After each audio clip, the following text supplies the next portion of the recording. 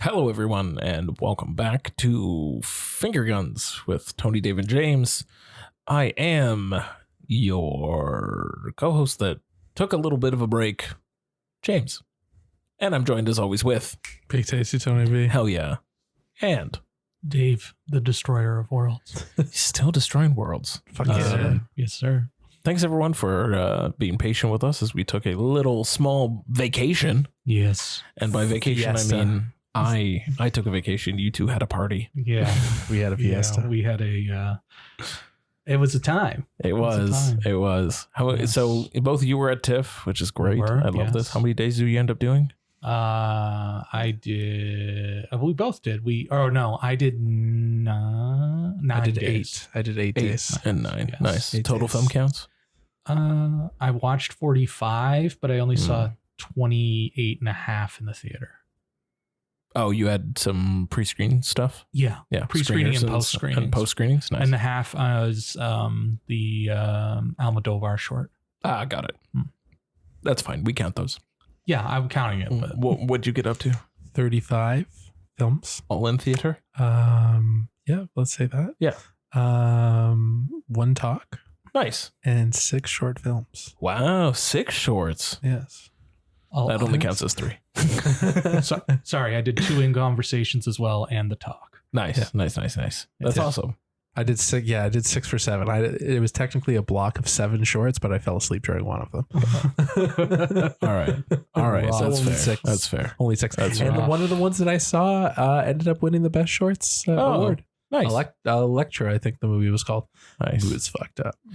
As part of just a point of clarification, since it's been a bit, shorts. So yes, I know that you said they do the blocks where like you sit in a theater and they run the blocks, but Yeah. do they also have the did they bring back the media library, the industry library, where it was like you sat at the computer and like had the access to all the shorts? I didn't see the media library this time around.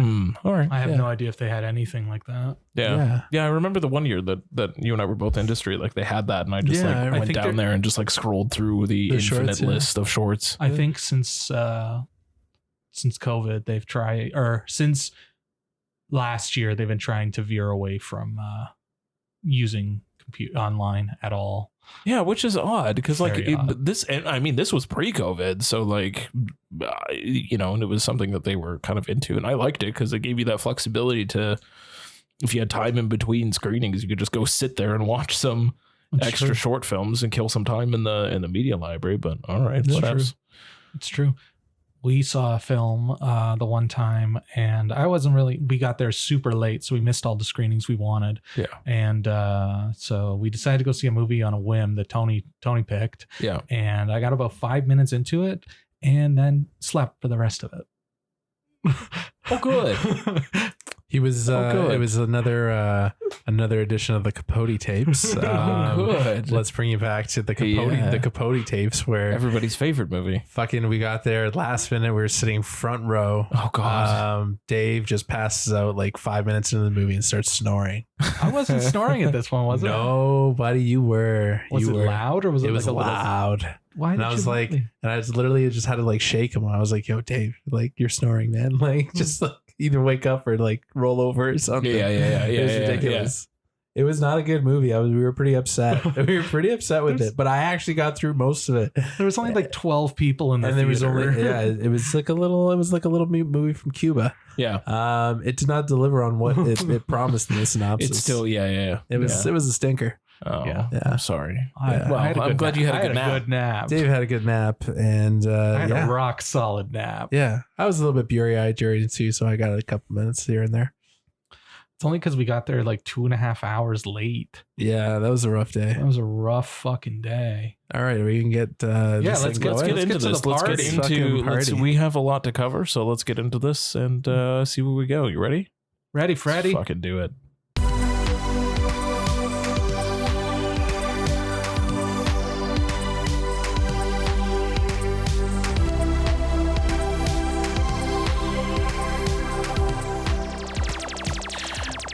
So, Can I list all our sponsors first? please. Okay, so this year's TIFF, TIFF 23. TIFF 23. The 48th edition. It was sponsored this year by Bulgari, Christie, Popcorn, Blaze Pizza, Ours, Gatorade, Bear Paws, Welch's, and COVID-19. I'm sorry. Why? Because realistically, I got COVID the first fucking day, and then it kicked in about 5 days later and kicked my ass. Oh, Jesus Christ. And then I had to wear a mask for the rest of the thing. Oh, man. And there was one point when I just skipped a movie just to sleep in the back of Tony's car. Yeah, literally. Like we were. What fucking movie was it? It was Pool Man. Wow. So we were like in the middle of Pool Man, and Dave's like, just. I was like, yo, can't Dave, deal. you good, man? And he's like, yeah, I'm fine. And then Pool Man was over, and Pool Man was a garbage ass movie. Yeah, we'll get there. We'll get there. And he like comes out and he's like, man, I'm just gonna sell my ticket for whatever I'm going to see. And it was the Ava DuVernay movie. Yeah. And he just sold his ticket and he went and passed out. I went to go see Sleep, which is a funny ironic. You like that ironic? Yeah. And yeah, he just left the back of the car, bounced back, Wow. and we went into Kill. Yeah. Jeez. Yeah. Jeez. Okay. Well, first of all, I'm glad I skipped Origin and not Kill. well, we'll I'm sorry that you got COVID. That's Yeah. terrible. What is Yeah. that, round 2 for you? Maybe round 3. Oh, good God. It wasn't nearly as bad this time. Like I Yeah. could function, Yeah. and after like the one day was really bad, and then I had a day off, and then Yeah. the next day I was fine. I was right as rain. All right. Well, at least you avoided it somehow. Did you? No, you didn't. All right. Cool. Yeah. So fuck that asshole who didn't wear a mask that day. Yeah. Because I was masking up anytime there was one person near me in I can't pronounce it properly, so I'm just gonna say lay indescribables. Right. I thought it was indesirables. No, indescribable. Whatever. Maybe indesirable. I don't know. Largely his new film. New film. This woman was beside me and she was just fucking and I was just like, cool. all right, I'm just gonna put this on now. And then there was a couple other times I did it, but whoever gave it to us, fuck that person. Yeah. Well, I'm glad I didn't get it. I'm glad I didn't go to TIFF and get COVID. That Honestly, sounds I'm fun. just surprised it's still a real. It's still a thing. Yeah, like, it's coming back. It's coming Tony. back, man. It's coming back. You know what? Like hard. You know what? You should tweet it you should X at Cameron Bailey and just be like, what the fuck, man? See, you should have had a fucking digital platform again. People got COVID at your festival, you dick.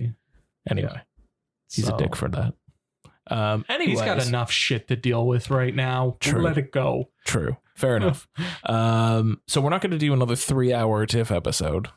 I'm sorry. What the fuck, man? No, the people don't want it. I would say sure? give the people what they want. They don't want this. Are you sure? They don't want it. Are you sure? I'm pretty sure everyone I've talked to that listened to it on 2.5 times speed just to zip through it at a reasonable clip. Well, when Dave is like in this movie, and his journey as a character, and it's just like like what is it? NPR? That's literally what the TIFF episode is. And you think I'm Garrison Keillor? Thank you. That was a That's Zoom an episode that honor. we did. Yeah, It was all virtual, and I remember literally I was just, literally trying to stay awake by the end. It was so bad. You could pick it in the episode where your fucking forehead hits the mic. Oh, not only that, I could see it in the waveform where I went from talking to Dave would start talking or you would start talking. It would just be like a stretch on my mic of just nothing. I would just wait and go, cool. Let's keep going. So we're not doing that. No. We're not going to do that. It's gonna be more interactive. Yeah, since I saw a grand whopping total of 0 films at TIFF this year. Well done. I feel very proud of myself. It's an accomplishment. Well done. I want you to both pitch me your top 5. Sure. And then give me a couple honorable mentions. Sure. And sell me on this. Sell me on what you saw. Sell me on what I need to see. Sell me on what our other listeners who probably also saw 0 movies at TIFF this year should keep an eye out for. I do think that we should have a special section for Midnight Madness. Okay. And I really want to talk about 2 stinkers too. Okay. I can You'll agree let with that- that. you'll let Yes, that- you'll let us I think have that can that? happen. So Without further ado, without Mr. further ado. Tony, your top 5. Are we starting from 5 or are we starting from we got to 1? go from 5 to 1. Yes, 5 sir. to 1. Okay, so Number 5. Number 5, we got Dumb Money. That's about the GameStop stock yes, bullshit. this was like the fictional movie about it. Like it wasn't a doc. No, yeah, it was. Yeah, it was narrative. Paul Dano. Paul Paul Dano, Dano that's kills right. it. Yeah, Absolutely. Everybody kills it. If you like Big Short, you'll like this one for sure. excellent. Paul Dano. I can go on for hours about Paul Dano. Pete Davidson's really good too.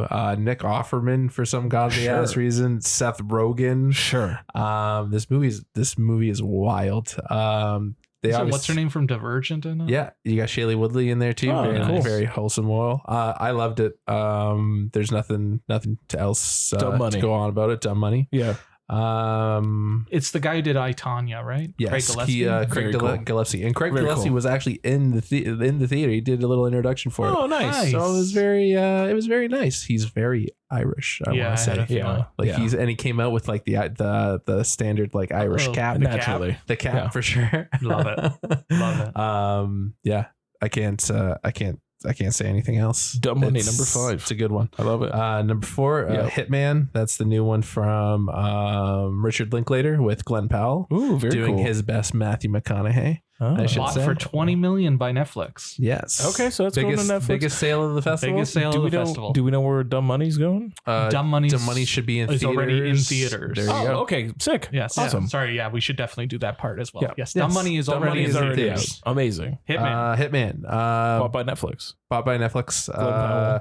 Basically, it's just the school teacher who moonlights with the police. Sure. And then gets roped into going undercover as a hitman to Sure. Be a hitman? arrest people that are trying to hire Yeah, a he's hitman. not. Okay. He's not a He cop. plays the part. He plays the part, and He that's plays the it. part, but Yeah. then like the perp gets arrested immediately after. It's like a little sting operation. Yeah. Okay. Okay. Yeah, So not yeah. okay. So he's not actually killing not a Exactly. hitman. He's basically just kind of like the. Wait, is he doing the arresting or is he just like setting it up? He's setting it up. He's setting He's it up. acting as the hitman. Got it. And then he gets in a little too deep. There's a love story. Sure. I'm not going to say more. Dave, who's the female character? In the I movie? am looking for your name. Because the chemistry in this movie is Her absolutely. name is Adria Arjona or Arjona. Okay. Either or. As Tony was saying, the chemistry, like the screen is on fire. Amazing. Like Like- fireworks, sparks, Yeah, yeah, like yeah. they light it They are up. fucking great.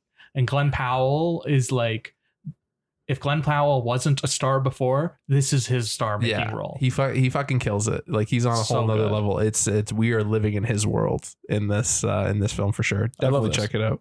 I'm so glad we got a ticket for it. Oh man, that was the sod off. That was the Gaza was the week. one, That eh? was the Gaza weekend of this TIFF. Oh, was yeah. man. Yeah, because I wanted to get a ticket beforehand Yeah. and I couldn't. Yeah. And we missed it. And then we had to go see Knox Goes Away, which Michael Keaton's awesome. Movie, not so much. Right. We'll get there.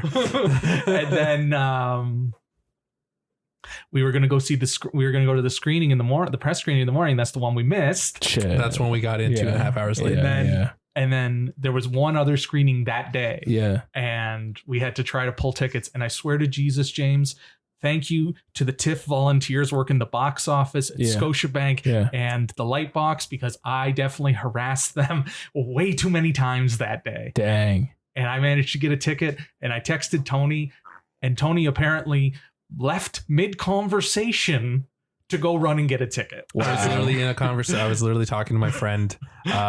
Big shout out to Vicky. I'm so sorry that I left that conversation. We were getting ready for the screening, and literally we were talking, and then I just kind of glanced at my phone and stopped responding to her. And she's like, "You gotta go, don't you?" And I was like, "Yeah, I'll be back." And I literally darted out, went down, grabbed a ticket, came back just in time for my screening. Nice. So, yeah, Very but I nice. secured a ticket. It was amazing. Excellent. Well, I'm God glad you guys God did. bless So the that's Scotiabank. number box 4 office. is Hitman. Yeah. Excellent. Number 3, Number 3, Anna Kendrick's directorial debut, Woman of the Hour. Woman of the Hour. Basically, it's about an actress. She goes on the dating game, and she ends up going on a date with a serial killer. Okay. Based on a true story. Based on a true story. Also bought by Netflix for $11 million. This Sorry, was and as a point of order for Hitman, it was bought by Netflix, and so was this one. Yes. We have no release dates. No for these release yet. dates. Okay. Just Netflix has them. Okay. Netflix Got has it. them. I would assume later. before the end of the year. I would assume either before the end of the year or like next spring type thing. Yeah. It depends how they want to launch their Oscar bids. Yeah. Okay. And I think it also hinges on the strikes, which the WGA one might be done tonight. Who knows? We'll While we're see. recording this episode. Recording this episode. Who knows? They were given their final offers, like best and final offer, which There's always a better offer. is a joke. Yeah. But we shall see. Anyway.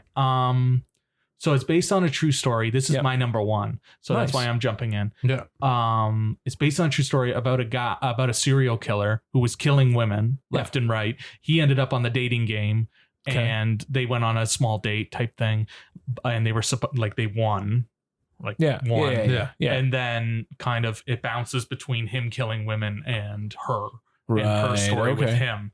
And it's really, really well done, really suspenseful. Huh. And like there's one scene where the two of them are having dinner or drinks, and all the sound goes out and it's just them talking. It's just all the their background dialogue. noise. All the background's gone. Yeah. All the background's gone. Yeah. And it's just them talking. You just hear a buzz in the background. And just like it's fucking Creep City. Wow. Creep City. Very cool. And like so directed by Anna Kendrick, starring Anna Kendrick? Directed and starring Anna Kendrick. You would not believe how great she does. Amazing. She's great. And the actor that played the serial killer, his name is Rodney in the movie. Yeah. Daniel Zovato. Yeah. He is absolutely chilling. Nice. Like you cold shower, under your your skin, heebie-jeebies, fucking back of your neck is just the hairs are up. Yeah, the hairs are up. He was a menace. So good. It's So good. Yeah, it's one to definitely watch. We managed to get into the world premiere of that. And Amazing. Yeah, it was terrific. And it's a goddamn shame that Anna Kendrick couldn't come up because she would have got a standing O. She would have got a standing O. It was incredible. That was Tony's number 3. That was number 3. Dave's number 1. My number 1. Spoiler for Dave's number 1. Dang. Yeah. Anyway, carry on. This one's definitely on Dave's radar as well. Yes. Oh, yes, sir. My number 2 is Dream Scenario. Scenario. The great man that we call Nicolas Cage. Oh, yes. This was one starring him. It's him. It's directed by Christopher Borgli, who did Sick of Myself. Yes. This is one of 2 Cage films you saw, yes? There's only one. Oh, it was one. This was the one. Okay. This was the one. And he was there. Yes, excellent. He was yes. Another level. Amazing. Basically, long story short, Nicolas Cage plays a very boring professor. No pathways in life, blah, blah, blah, blah. All of a sudden people start seeing him in their dreams, and he becomes an overnight sensation, and everyone wants to be around him and everything. They want to understand why he's in his dreams. He becomes like an internet meme, basically, Dave. Yeah, he's very much an internet meme. Very much an internet meme, and then everything goes sideways. Wow. Yeah, and then shit goes sideways. Wow. In the most Nicolas Cage way possible. Oh, wow. Yeah, Nicolas Cage lets out the demon. Okay. He's really putting in his effort here. I'm calling Oscars and be like, yo, you need to start paying attention. He is definitely swinging for the fences in this one. It's another recent movie from Nick Cage, or starring Nick Cage, where he proves what a talent he always has been. Mm-hmm. But most people just wrote him off as a joke. Or and he's been starring in bullshit for years. But this Pig, what's the other one? Leaving Las Vegas? No, that's old. James. He won the Oscar. Mandy, sure, yeah. The weight of unexpected talent. Yeah. He's a terrific actor, and this is a beautiful showcase for all his wide range. He commands the screen. He's almost in every scene in the movie, and amazing. He has a looks like him too. Presence. And it's a wild movie. Awesome. You can't predict what's going to happen next, man. You're on a roller coaster ride. Awesome. And it's satirical but not. Okay. And then it's pitch black. Yeah, it's definitely pitch black, and it gets into a lot cancel culture and There's one thing I don't want to spoil it, but it like takes a turn. Yeah. And like it's a wild fucking turn. Yeah. All right.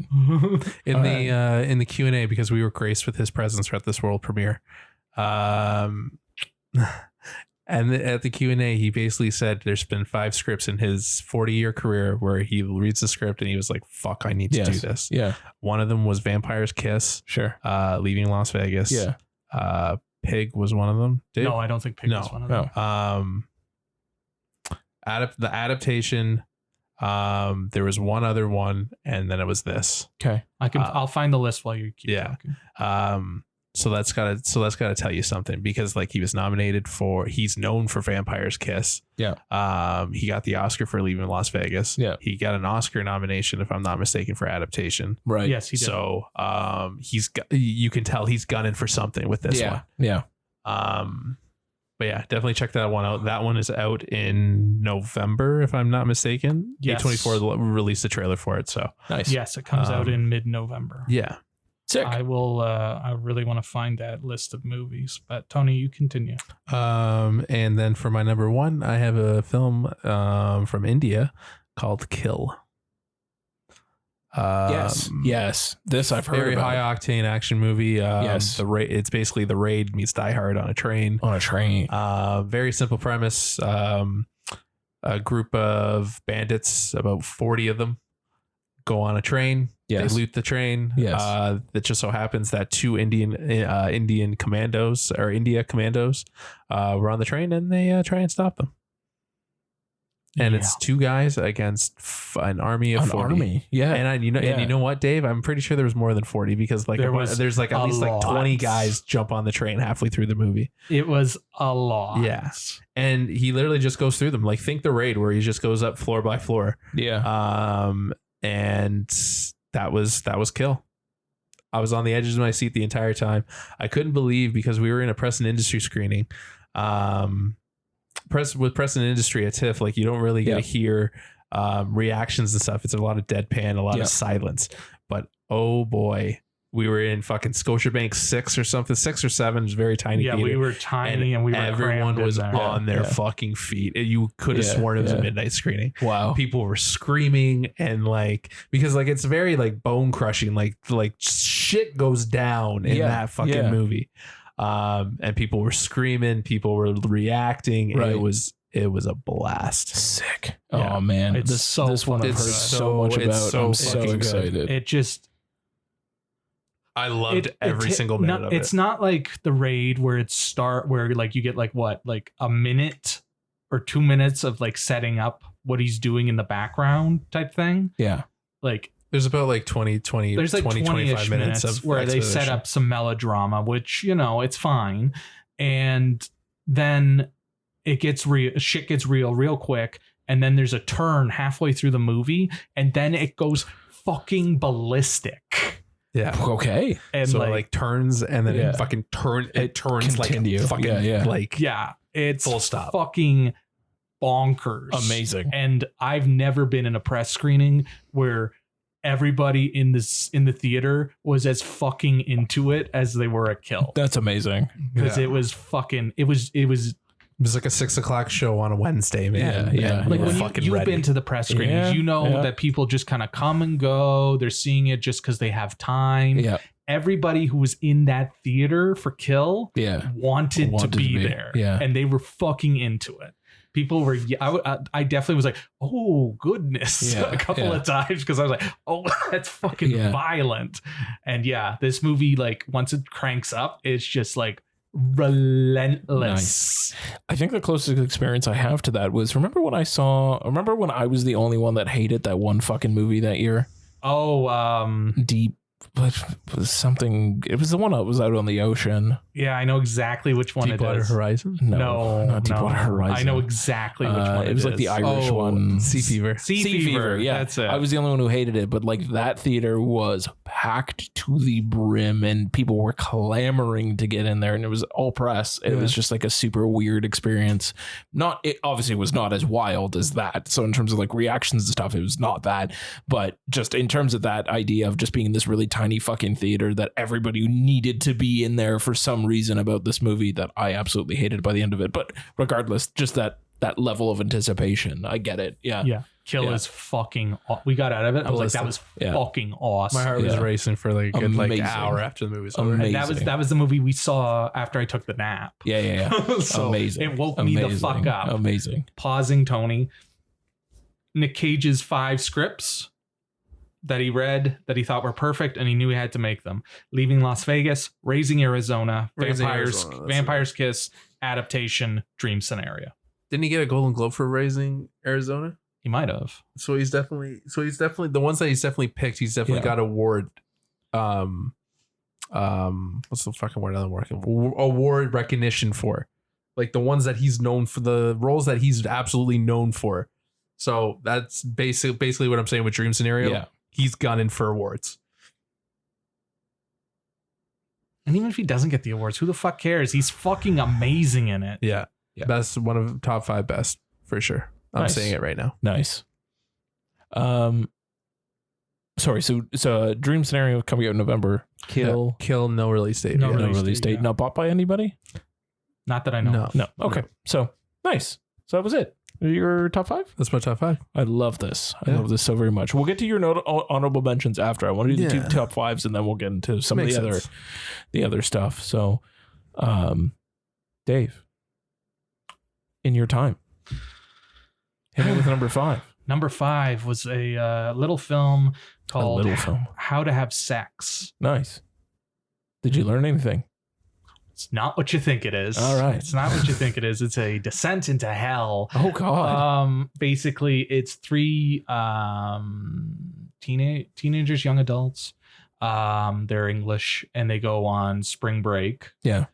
To some seaside town type thing. Sure. And just like they go with the anticipation that they're going to lose their virginities type thing. Okay. And like they're smoking, they're drinking. Sure. Like it's just like, and the music is fucking like, it's loud. Yeah. And like this movie's like sensory fucking overload. Is it like that? Is it like the party scene in Waves? Like that like for an hour and a half. Right. Yeah. Okay. That's Like there's very minimal moments where it's just like where they're just sitting. Right. Or they're like waking up type thing. And like they're trying to live their lives and then it takes a turn. Right. And it's very uncomfortable. Okay. Very uncomfortable. I'll put it to you this way. A young lady ran out of the theater because she was, I think something on the screen did not agree with her. Wow. Dave, I have to ask, on a scale of 1 to visceral, how visceral was it? Oh, it's pretty fucking visceral. Oh, excellent. So directed by first-time director Molly Manning Walker, and then the lead actress, her name is Mia McKenna Brew. Yes, that's her name. And yeah, you're on a journey with her. There's like maybe 5 minutes where you don't see her. Right. And those 5 minutes are fucking intense because everybody's like, well, where the fuck is she? Right. Oh, shit. All right. Like, she doesn't die. Oh, spoilers. Spoilers, she doesn't die. Oh, but there's a solid 5-10 minutes where she's not there and everybody's freaking the fuck out. All right. It's a lot. Nice. Like, think of like the depraved shit in Spring Breakers, but not satirical. All right. So did you end up seeing this one? Like, I really wanted to see it. I'm probably not gonna. Like, I'm hoping to see it by the end of the year. It was like 8:45 at night on a Friday night. It hit me like a stack of fucking bricks. Dang. I was with my buddy Jerry. Shout outs to Jerry. Shout out to Jerry. And just like we were sitting there, and like afterwards, we just kind of looked at each other and we didn't really know how to react. Shit. All right. And it was one of the few movies where I would have loved to have a Q&A. Cool. Just to hear her process and how she came up with some of the ideas and how she filmed it, because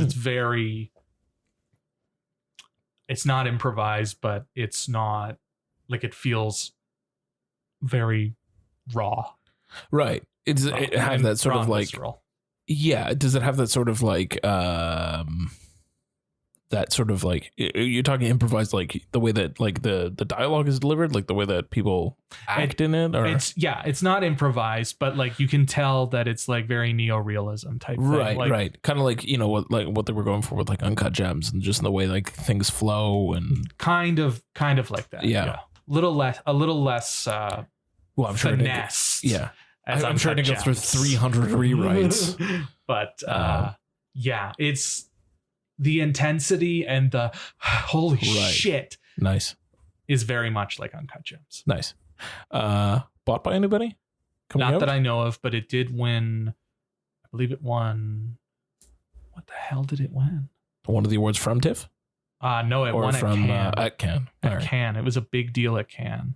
Big deal at Cannes. To have sex. It's Canadian too, I think. No, it's British. It's definitely not Canadian. It is British too. Yes, it won the top prize. The top in un certain regard. The top prize. Nice. So yeah, this one's definitely cool. You need to see it when it comes out. Very cool. All right. So on the list, number 4. Number 4 is the winner of the People's Choice winner for documentary, Mr. Dress Up: The Magic of Make Believe. Yes, I saw that you watched this. I was very curious about it. It's on my list of things. Tell me. It's going to Prime, I believe, either this week or next week. Yes. Yeah, it's coming. So you won't soon. have to wait too long. It's very wholesome. Is it very akin to what they did for Mr. Rogers, sort of that level of wholesome? Not the doc, kind of same level of wholesome, but like different. It's different. Yeah. They're different people. I know. I just the two of them were children's entertainment. I didn't realize this. The two of them were boys, and they called Mr. Rogers up to Canada to help make a kids show. Yeah. And fucking Mr. Dress Up just stayed behind. Huh. Yeah. Like for the longest time, he wasn't Canadian. Wow. Yeah. Which I did not know. I didn't know that either. But yeah, it just kind of, it mixes in all the footage of like the old stuff, sure, the fucking ancient stuff, sure, and then like the how it starts, and how it his progressions, and then how it had to pivot during during the 80s, right? Yeah, 70s, 80s. 70s, 80s. So they started away coloring. The CBC started to get less funding, and they had to pivot. So so there's a lot of talk about it's also about like CBC, and then like they're also competing with Sesame Street, and then just like the lasting impact of Mr. Dress Up. For sure. Like it's not warts and all. Like there is definitely like the bit where like his son's kind of like, oh, you know, he's not just my dad, he's everybody's dad type thing. Right. And like kind of the like that he didn't get the weight of that and what that does to it. Right? But it's just like there's certain moments where just like I was just bawling. Wow. Like I was just crying because I was like, I can't, like, holy shit. It hits the nostalgics. It hits you on the nostalgia for sure. Speaking of Dave's point about bawling, like they show a scene where he's cutting construction paper and cutting like the toilet paper rolls. Yeah. And just the sound of it literally just brought me right back. I was like, holy shit, I feel like I'm 5 years old watching this. Yeah. Incredible. Even the music, dude, every time you heard the music, sure, you just get that little feeling. Yeah. And it like touched upon like what Dress Up did after the show was completed, and like how he did like little like comedy runs and everything, and how like the adults in the audience, they were kids who saw your show, so they're going nuts over it. Yeah, amazing. Right? It packs a very emotional punch. It's very cool. Feel good. Very cool. Very much it's just a wonderful documentary. Oh, I love this so much. I would compare it. You remember that Kids in the Hall doc we saw? Yeah. Where like it was just very much like the whole portrait type thing, but it didn't like get like gritty or anything. Sure. And it just felt just like solid information, solid interviews, amazing footage and stuff that they got a hold of. Yeah. It's like that. Wow. Yeah. Amazing. That's cool. I know you really like that one, just like I really like that one. I did. I really like that dog. Mr. Dress Up. Excellent. Amazing. It's going to be on Prime soon. Sweet. Definitely. I'm so in. Definitely seek it out for sure. So my number three. Tony mentioned it already. It's a film called Sleep. Which was in Midnight Madness. And it is by Jason Yu. Well, I'm glad. First time director Jason Yu. I'm glad you got to see it, even though you barely saw it the first time. Yeah. I'm glad you got to see it. It has 3 distinct acts. Okay. And chapters. So it's about this young Korean couple. Sure. Are they Korean or Japanese? I think they're Korean. Hit the thing. I'm pretty sure this one was Korea. I always assume it's Korean. Yeah, Korean. Yeah. There was another one we saw that was Japanese. That's why I was getting confused. Well, we're gonna bring that one up. Don't worry. Okay. Young Korean couple. Yep. The wife's pregnant. Yep. And the guy, he's sleepwalking. Right. And the one night he's just sitting on the end of the bed. Yep. And he says something akin to "someone's inside." Yeah. And then just launches back and goes back to sleep. Oh God.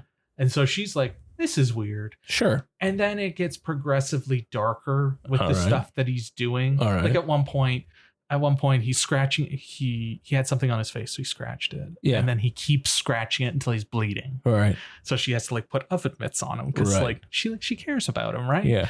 And just like it goes from there, and it just gets darker and bleaker. And fucking once they start explaining what's happening, is just fucking wild.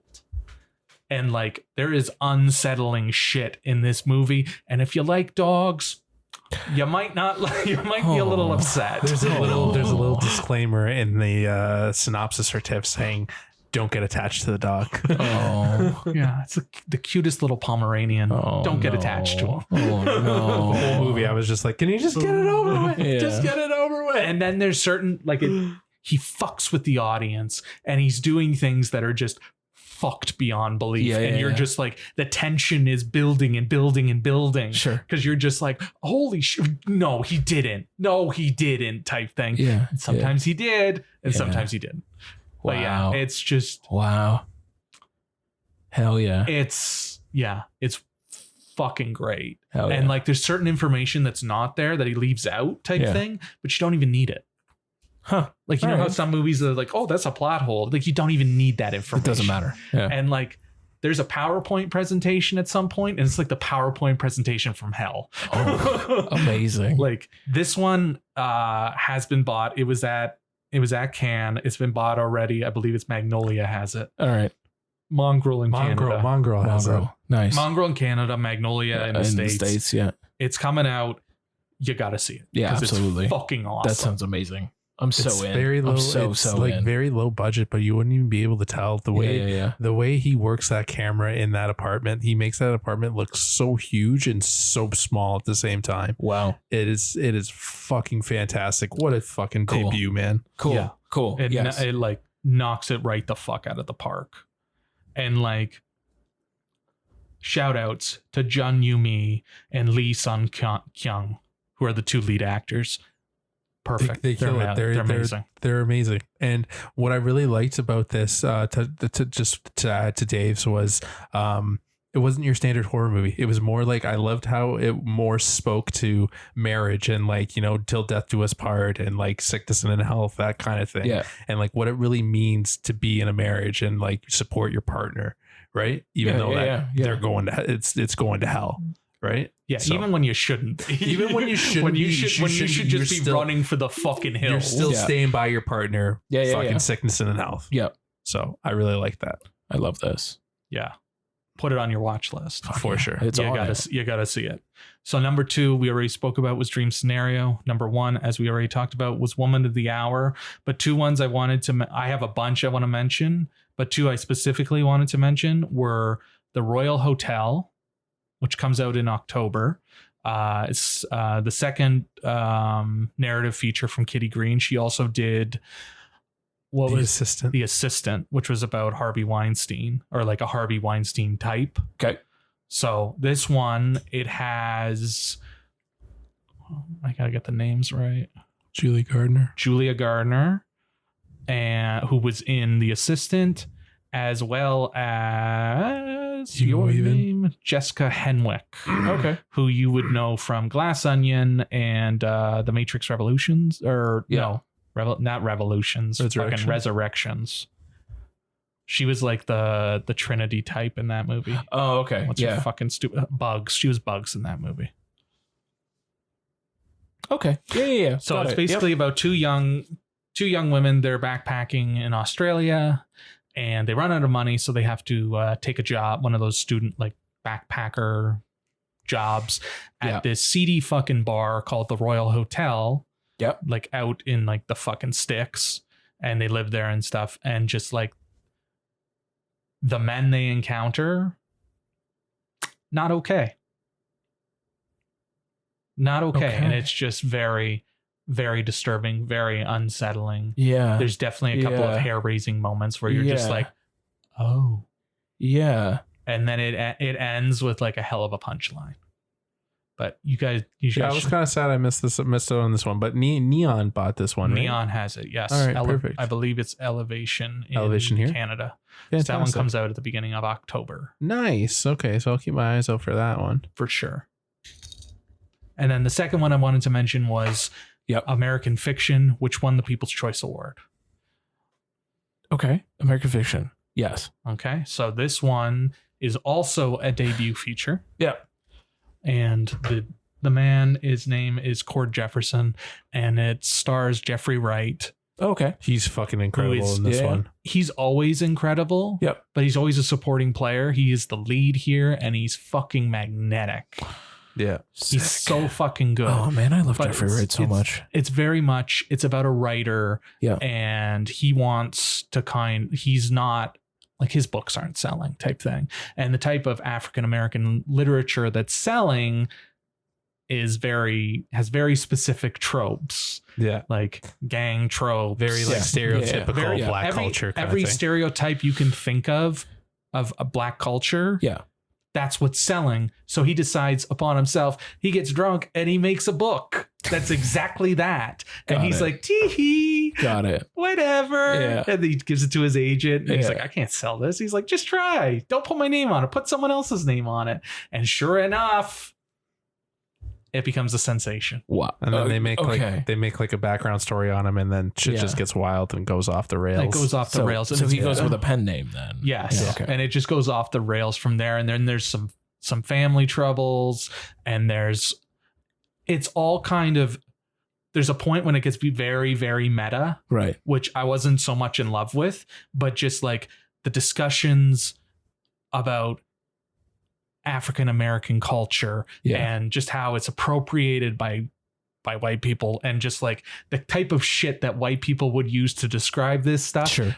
Raw, visceral, fucking authentic. Sure. And just like it's making fun of fucking hoity-toity white people. Sure. Quite a bit. And I know that people were mystified that this one, People's Choice, and kind of feels like it was making up for Green Book winning People's Choice, because it's kind of a very 180, sort of the antithesis to Green Book, right? But like, it's not Green Book at all, and I think we just got to get over Green Book. Yeah, I think we just need to move the fuck on from that. Time. Would you have rather Bohemian Rhapsody won Best Picture, or fucking Vice, or fucking Roma? Come on. As somebody went back and had done all of it and had to watch Green Book again, and then looked at sort of the list of everything else that was up for that year, there was no other option. Yeah. I don't like that Green Book won. I don't enjoy that movie. I think it was a rock and a hard place that year. I think it was the best out of literally what was on offer, because there was not much. I don't hate Green Book. Yeah. I'm not going to give my full thoughts on Green Book, but I don't hate it. I know you don't hate it. I don't hate it. I just don't like it either. Like, it's just kind of, Was it the best that year out of what was nominated? Probably. I just don't love it, but I like that this is being the antithesis to it. Yeah. And that's a fun angle to take. I like that. Very, very fun angle. And it has so Jeffrey Wright is the be all and end all. Sure. He's fucking awesome in it. But Issa Rae shows up. Sure. Sterling K. Brown. He's fucking amazing in it. Lights it up every every scene he's in. He's literally commanding performance. He was fan-fucking-tastic. Nice. Tracy Ellis Ross. She was very good as well. Very, very good. Nice. John Ortiz plays his agent. He's very good. The script is just rock solid, and it's sharp, and it's witty, and it's firing on all cylinders. It's like they talk over each other. It's very that like sharp, quick, fast. It's like swing for the fences. Yeah. Like no one is safe in this. Like they go for everybody. Yeah. Nice. It's very good. There's a great like little scene with Keith David that's fucking awesome. And Adam Brody shows up and he's fucking my boy. Yeah. He's something else. It's a really, really well done movie. Yeah. It deserved to win. I have some issues with it, but it's a solid piece of work. And I'm not going to get into Oscar talk like Tony kind of got into, but let's, if you don't know who Jeffrey Wright is, which is a crime in itself. Yeah. If you don't know his name, you're going to fucking know it after American Fiction. Oh, yeah. That's good. That's good. That's good. For I sure. hope so. Yeah. I love Jeffrey Wright so much. So do I. I've been on Jeffrey Wright ever since fucking Peoples Hernandez and Shaft. Shaft. Okay. He is the fucking bee's knees in that movie, and he's still that role I will always remember him for. He's in these bigger roles now, and he's like very like hoity-toity. Yeah, but that fucking role I will always remember. That's fair. He was one of the best things about Asteroid City. That too. Like, legit. Yeah, legit. I agree. I also think his very sort of small role in Casino Royale was incredible. Oh yeah, as Felix. Felix, he was great. He's a fantastic Felix Leiter. I love him in Westworld. At least season 1. Yeah, we can get into the semantics of Westworld beyond that, but season 1, Jeffrey Wright is incredible as Bernard. Yeah, He's always been a solid, great actor. Just underappreciated, underutilized. He won't be after this. Good, no, definitely good. So good for him. The other ones I want to briefly talk about, just briefly. The Boy and the Heron, the new Miyazaki. Yep. Gorgeous. Yes. Gorgeous. Yes. I did want to know about this. Movie. It's they so gorgeous. They had the whole Studio Ghibli pop-up thing going on. So it's fucking weird. Well, I mean, no, it's weirder than you think it is. All right. And just like they're all kind of weird. Dave. There's a certain point where it fucking lost me. Yeah. Like, it's a gorgeous movie. What he's doing, what him and the team at Studio Ghibli is doing is like second to none. It's fucking incredible. Yeah. And this movie's emotional. Yeah. It's devastating. Yeah. And just they didn't even promote it in Japan. They just fucking released it and said, here's the new Miyazaki movie. Wow. Like, they put out a trailer here and some stills, but even that, no marketing whatsoever. When I first heard about it, it was literally just like, there's a new film coming from Miyazaki. And I was like, that's enough. Say no more. I'm fucking in. You don't need to give me a trailer for this one. And most people that like know Studio Ghibli over here don't need a trailer out there. They're just like, fuck it, whatever Miyazaki-san puts out, we're going to be butts and seats for, like... Exactly. It was opening night, and I haven't been to an opening night movie since Score a Hockey Musical. Sure. And fucking, this movie was bumping. And fucking, Sick. It's beautiful to look at, beautiful to hear. It's really fucking weird. Yeah. Like, really fucking weird. And it goes off the rails at one point, and it barely picks back up. Okay. So it was a movie. Okay. It was a movie I liked but didn't love. Okay. I really liked it, but I didn't love it. Another one I really liked but didn't love was Anatomy of a Fall, which won the Palme d'Or. Yes, that's why I heard of it. I was like, why have I heard of this movie? It's about the guy dies, and his wife is the main suspect. Got it. And just kind of like the trial. Most of the movie, it's a 2.5 hour movie, and most of it is the trial. Okay. And it's fucking one gut punch after the other, and just it could have done with some trimming, but like devastating movie. Sandra Huller, devastating, amazing, and it has a fucking synthesizer keyboard nonsense cover of PIMP by fucking 50 Cent, and it is pivotal to the movie. So. Like, fucking good for 50 Cent. Yeah. Yeah. Good for 50 Cent. Amazing. 2 more. The Holdovers, which is the new Alexander Payne. Yep. Another one I didn't love, but the 70s aesthetic and the writing is gorgeous. Yep. Paul Giamatti this is probably Paul Giamatti's best role since fucking Sideways. Yeah. And fucking just A lot of fucking. a lot of fucking. A lot of fucking. A lot of fuckings. But I want to watch it again because I would like to like get some of the nuances and not have the festival brain. Yeah, of course. But Dominic Sessa is incredible in it. Divine Joy Randolph is very good in it. Like, this is vintage fucking Alexander Payne. Like, none of this fucking, what's that other goofy one we saw at TIFF? Nebraska? No, not Nebraska. Oh, downsizing. It's not downsizing. Like, this is back to fucking Sideways Descendants, Alexander Payne. Cool. And just because you mentioned Nebraska, I will never forget that we went to a screening of Nebraska and he was there. Yeah. And we got Cameron Bailey to take a photo of me and Tony with fucking Alexander Payne. I'm glad he's a good sport about it. He wasn't happy, but there was no one else there who could take the photo. He was right there. He was looking at us, had to take it. And the last one I want to mention. Okay, so it was Nebraska. I always remember Nebraska. that story, and I've always like told people, I'm like, yeah, they got fucking Cameron Bailey to take a photo of them. And I've never remembered what movie it was for. Nebraska. Amazing. And the last one I want to mention, just because I want to get Tony's blood boiling, and this one just got picked by the United Kingdom as their entry for Best International Feature at the Oscars. It's a film called Zone of Interest. Zone of Interest. The Zone of Interest, which is Fuck that movie. Which is the new movie from Jonathan Glazer, who did Under the Skin, Sexy Beast, and Birth. Oh, Under the Skin. Okay. So this film is about a Nazi family. Uh-huh. And just like their comings and goings. Uh-huh.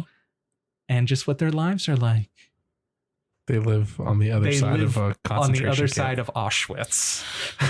So as they're just doing whatever they're doing, cheersing for birthday, morning tea, have the kids out for a swim. In the background, the smoke. Just smoke, yeah. The smoke and the ash. Oh my god. Oh my god. Like, it's just, apparently it's supposed to be a satire. I didn't get satire from this movie. It's just fucking harrowing because you're like, oh, they're just a normal family, but they're Nazis, and they're just acting like nothing's going on. But like in the background, you can hear what's going on. You can hear like yelling, you can hear arguing, you can hear gunshots. There's the one scene that I tell my friends. This is what, like, they literally go white when I tell them this story. There's a scene where they're playing in the water, and then all of a sudden they hear like you hear like warning bells or something go off, and then all of a sudden you just see the fear of God into the father, and then the next scene is literally like him like throwing his kids into the bath and like scrubbing the ash off their thing and like off their bodies and like throwing water in their eyes because like the fucking ashes are in their eyes. My friends go white when I tell them that, but that's literally a scene in the movie. It's fucked. It is holy shit. You never see anything of the war. You never see. No, it's all from the perspective of this family. All from the perspective of this family, and it's outside of the concentration camp, and you only hear what's going on. Yeah, and then there's this weird thing with the with infrared that doesn't quite work. Takes you right out of it. It takes you very much out of it. And then there's a fucking like one of the hardest fucking gut punches at the very end of the movie, but like just it's fucking bleak and it's fucking boring as fuck, but you can't take your eyes off it. Yeah. Because it's fucking just what you're just capturing like mundane life with the Nazis and fucking just shit is getting real in the background. And yeah, that's insane. That's insane. And he's like the father, the patriarch of the family. He's like a big Nazi commander, right? So like you hear like some of like the story, and he's like, oh, he's getting pushed to another concentration camp. Like they're starting to build, and like there's a scene in The Office where there's literally the blueprint of the fucking gas chamber that they're constructing. God. Yeah. Right. So Christian Friedel is the lead. He's the incredible. guy. He's very incredible. good. And another Sandra Huller movie. Huh. Nice. And just Big she's good. Banner year for her.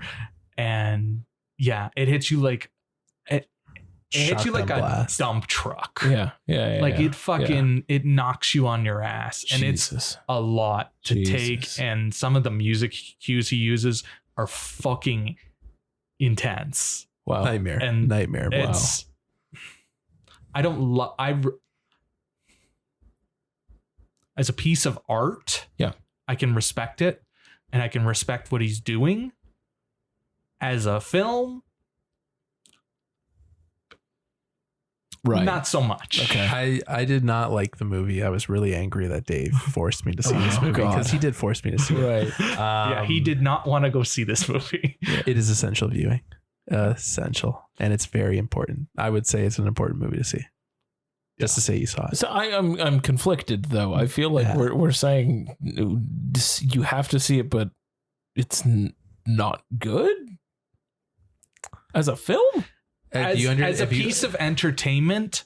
No value. Oh, okay. No value. Okay. Now, if you're going out, that's the piece I was missing. If you're going out, like just if it's date night and you want to go see this a movie, is not what you're seeing. This is not date movie. Okay. And like it's not Schindler's List or The Pianist, right? Where you're kind of there's like emotional linchpins, right? Yeah.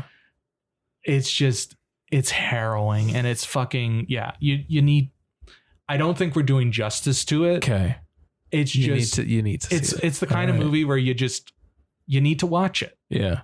And then you never watch it again. I got it. Cause it's a lot. Did you ever see Under the Skin?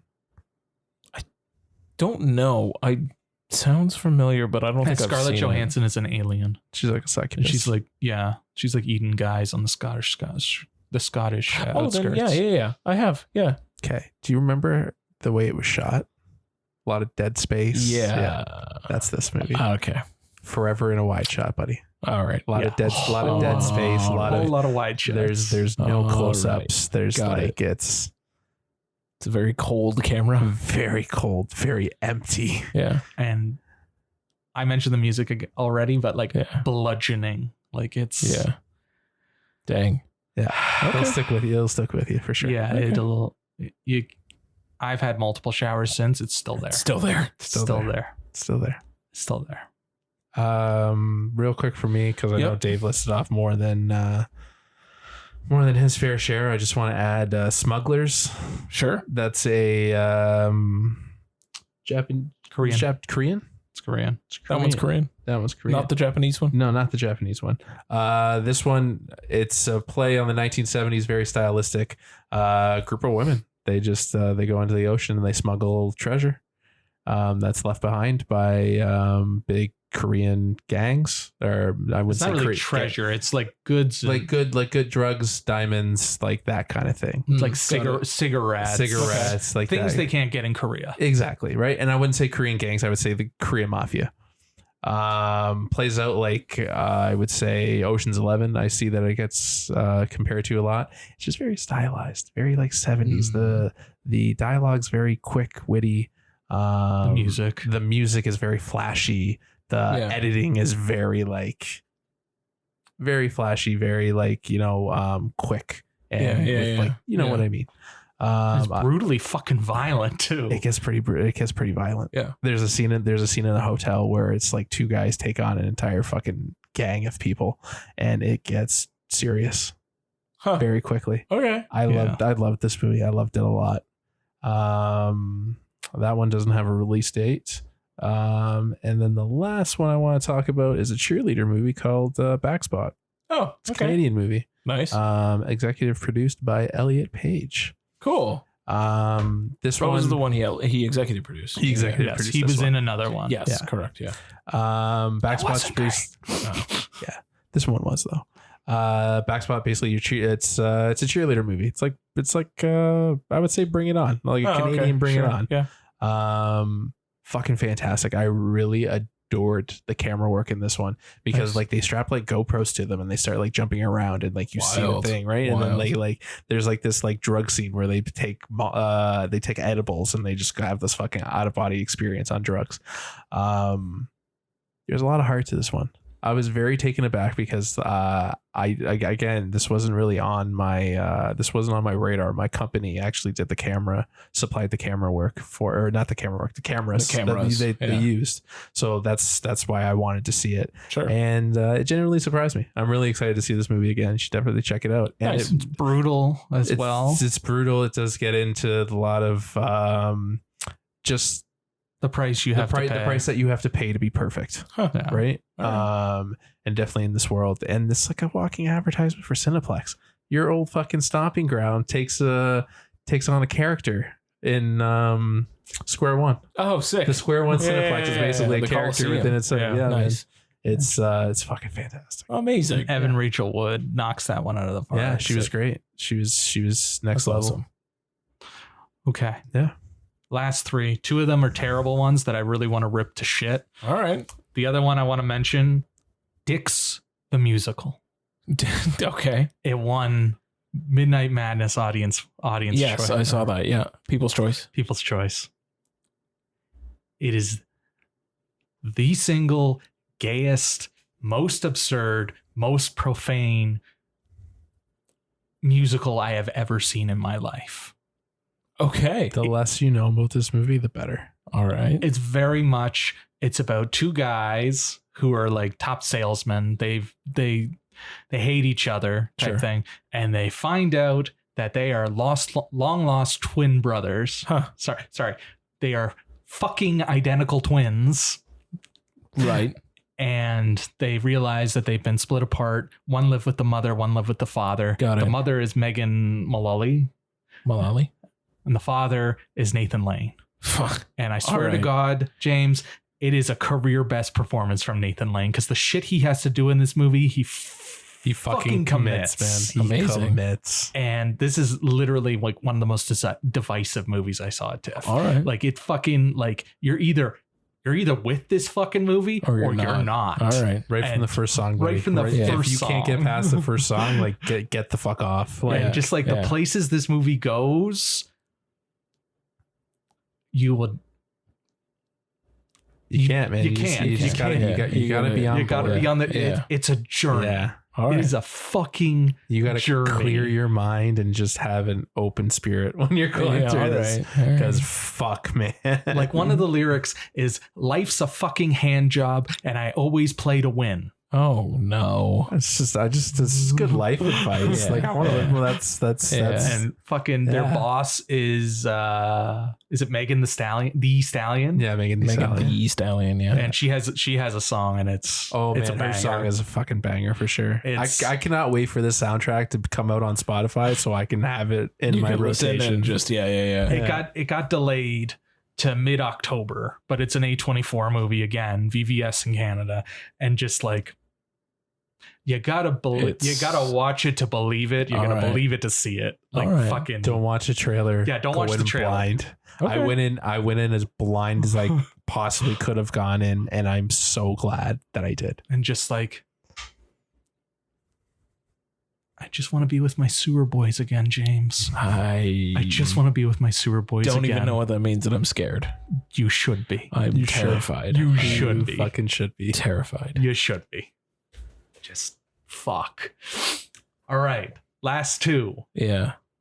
Did we hit the 2.5 hour mark yet, or are we still a little early? I mean, we still got at least half an hour left. All right. So last two. These are bottom basement pieces of shit. Garbage. Like fucking awful. The press screenings, I have never seen so many fucking walkouts in my life. Okay. People just fucking got up and left. So the first one, Finest Kind, Brian Helgeland, fucking Tommy Lee Jones, Ben Foster, Jenna Ortega, fucking Clayne Crawford, fucking Names. A lot of fucking. a lot of names. A lot of fucking. James, it's about The finest kind of people. the finest kind of people. It's about a group of Is it about Nazis again? No. No. It's about a group No. of fishermen In Okay. Boston. in Boston. as you would imagine. And the one brother, who is played by Toby Wallace, he's also in the Royal Hotel. He's kind of like Ivy League kid. He's going to go to law school, but he wants to go to meet up with his half brother and spend some time with his half brother, who is Ben Foster, and he runs the fishing boat. And just in the first like 15 minutes of the movie, the boat capsizes and they barely survive. They're shipwrecked. And then what they do, and then from there, it just. Let me just break it down. What fucking genre is this movie, Tony? This movie is marketed as a crime drama. What you get in finest kind, made by the finest kind of people. Yeah. As you can tell, I keep saying finest kind. Really, they say it a lot. They say I kept hitting Tony every time. At least 25 to 30 times. Swear to God, you could turn this movie into a drinking game every time they say finest kind. Yeah. And don't bother explaining what it means. Yeah. Every time drink. And every time they or when they switch the tone. Yeah. It is literally a revolving joke at work. Like, we are just saying finest kind to fucking everything. No. It's amazing. Anyways, the movie is an hour and 40 minutes. You get an hour of fishing and just exposition bullshit. And then it finally turns into a crime drama when Clyde Crawford comes into picture. Right. And it's 40 minutes to the end. He's from an entirely different movie. He just comes in and he just whips shit, and he's just like, he just whips his dick. He just whips his dick, and he was just like, I'm in a different movie than you guys, but I'm just going to go with this and see where it happens. And then the movie just does a pivot in the third act, and you're just like, I'm not too sure what this movie is about, and I'm not too sure who this movie's for. After about 20 minutes of this movie, I looked at Tony and I'm like, I don't know where this movie is going. And James, I tell you, if you don't see a trailer for it and you watch it, you're not going to know where it goes either. It is a fucking journey. There's a bit where Oscar winner Tommy Lee Jones spends 3 minutes making whale noises. and there's another bit where he's like, I'm your daddy. Oh no. And it comes out of nowhere. And there's drinking, there's drugs. It's just James, Jenna Ortega's fucking Boston accent just goes from one thing in the first couple of minutes. Yeah. By the end, she's just like, "Fuck it, I've given up." And she just my God! I don't know who the fuck thought this movie was a good idea. It's coming to Paramount Plus. No. It's fucking awful. It's god awful. And shout out to my boy Justin Waldman, who loved this movie, or at least enjoyed it enough versus literally everyone else I met. I was in theaters talking about this movie, and people turned around to be like, yo, you talking about Finest Kind? Everybody at that festival was at that screening. This movie is a fucking joke. It's a punchline. Jesus. It's just like, you know what? I'll watch it again with you, and I'll have the shots out. Every time the tone changes, every time they say Finest Kind, every time Jenna Ortega's fucking accent changes, we'll do a shot. And you have to finish your drink when the "Who's your daddy" line comes out or whatever. We'll be fucking or I'm your daddy. Obliterated at the end of this movie. Like, Jenna Ortega, innocent. I love her. She can do no wrong. I don't care that her accent's fucking here nor there. I don't know why she's in this movie. Oh no. it's so Ben Foster's just Ben Foster. Oh God. It's so fucking weird. Yeah. And just like, you would say it's a dad movie, but even then it's not. Yeah. It's so fucking weird. It's yeah. Yeah. It makes me upset. But this film does not hold a candle to this next film that Dave is going to bring up. He doesn't even need to tell me what it is. I know what it is. It was Tony's most anticipated of the festival. He told me he had to see this. I had to see it. Tony. Because Tony picked a stinker. We were going to miss it, but we had to see it. Yeah. It's Chris Pine's Pool Man. Oh, Pool Tony, Man. Tony, tell us what Pool Man is about. Is he a pool man? I'll just give you a brief thing. Have you ever seen Chinatown? Yeah. Have you ever seen The Big Lebowski? Yeah. Have you ever wondered what those two movies would be about if they smashed them together? No, because they kind of already are. Okay. That's kind of what Pool Man is. That's what Pool Man is. Instead of him being Jeff Lee Lebowski, he's he's a pool man. Oh. And they keep calling out when they reference Chinatown. Oh. Yeah. They even have a scene where they watch Chinatown. Oh. And they quote Chinatown. Yep. Oh no. Yeah. Did you ever see Inherent Vice? Yes. Yeah. Under the Silver Moon. Yeah. Is that what it's called? Under the Silver Lake. Oh. Under the Silver Lake. Silver Lake, yeah. Any movie that's about LA, Yeah. that's what you got. You've seen it? You've seen it. You've All seen right. one. You've seen them all. Great. It is so And fucking bad. It was basically like Chris Pine was like, I want to play a sleuth pool man. Yeah. No, Yeah. we're not going to make that for you, Chris. Okay, I'm going to make it myself. And he shot it on film. And he shot it on film. Wow. And he What a has waste of one celluloid. of the worst fucking narrations I've ever heard in cinema. Oh, good. It is just god awful. I gave it a 2-star. I am seriously considering dropping it only because I think about some of the other stuff that I saw that was lower than that. But this movie was fucking Awful. embarrassing. Literally one of the, without a doubt, one of the worst movies TIFF has ever picked to play at the festival. Wow.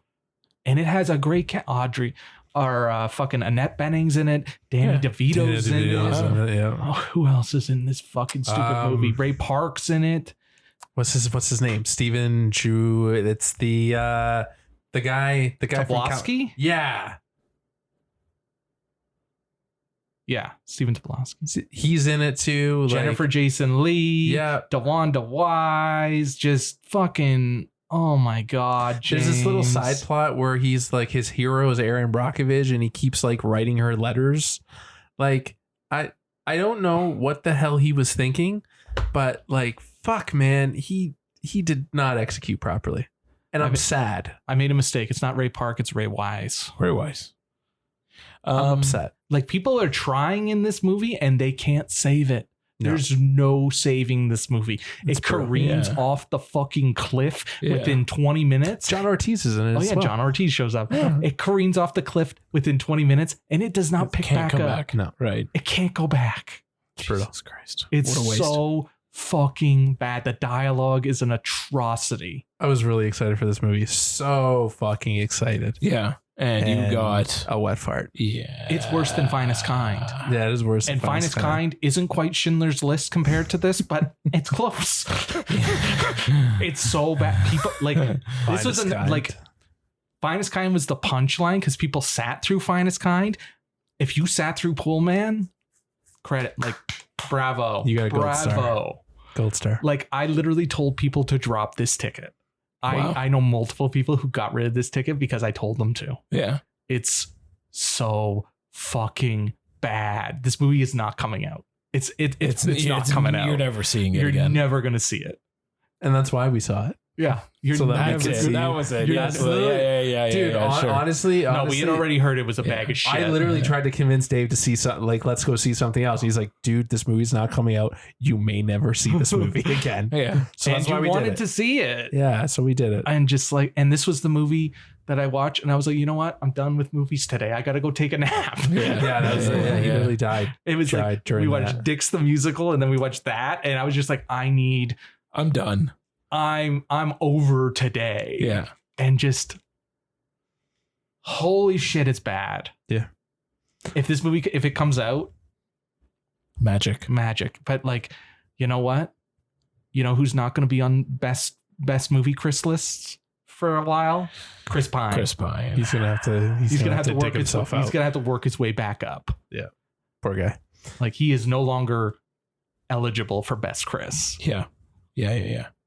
But that was the 48th edition of the Toronto International Film Festival. Amazing. Yes, Yes. Look at you. We did it we did it. in a reasonable amount of time. And we didn't even talk about Stallone or fucking Spike Lee or Almodovar Yeah. No. or Jessica Chastain. Or Jessica Chastain. We'll save that for the bonus content episode. Yeah, the Patreon. Yes. Yeah. That's for where all the true fans go. Yeah. But hey, that's great. I now have at least 10 films that I want to see and a bunch that I don't. But at least your top 5 lists, I'm in. Hook, line, and sinker. Some of those bonus fun ones, some of the Midnight Madness ones. Yeah. Yeah. But really, I need to see Kill. Yeah. Yes. I really need to see Kill. Yes, sure that do. movie's So I hope gonna that comes fuck you in the face. I can't wait. I really, really, really can't wait. So we're wrapped up on TIFF then. Yeah. We're heading on to our normal Yeah, let's Yeah. go. segment. Yeah. Let's go. Time to get a little spooky. It's almost October. Yeah. Let's get a little weird and a little spooky. We haven't been weird and spooky this whole time. No, you've been TIFF Gala. Fine. Been prim, proper, and in a tuxedo. Now it's time for Tony to get a little sleazy Fine. with the Shudder Minute. Evil lurking deep inside, its darkness knows no limit. So listen closely if you dare. This is the Shudder Minute.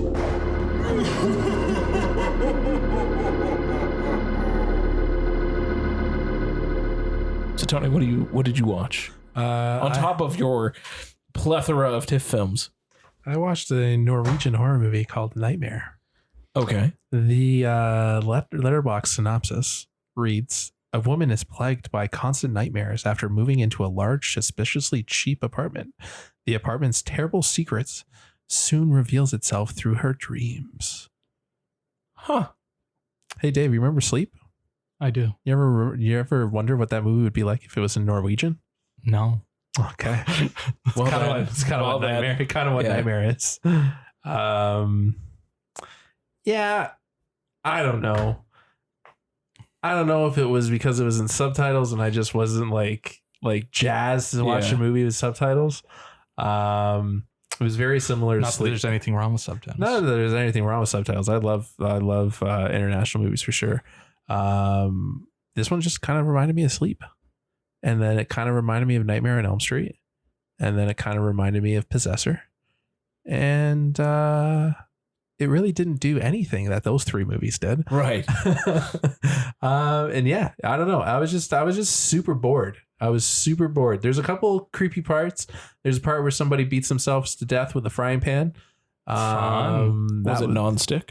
No, it's not nonstick. I don't know why that matters. I just wanted to know. It's like almost like a cast iron thing. Oh, It's good. fucked up. Extra weight. He like extra caves weight. in like half his Yeah, skull. that makes sense. It's At some steel. point. That's just pure steel. It was fucked up. But really, that's all I got to say. Like it's not the greatest. It comes out on Shudder.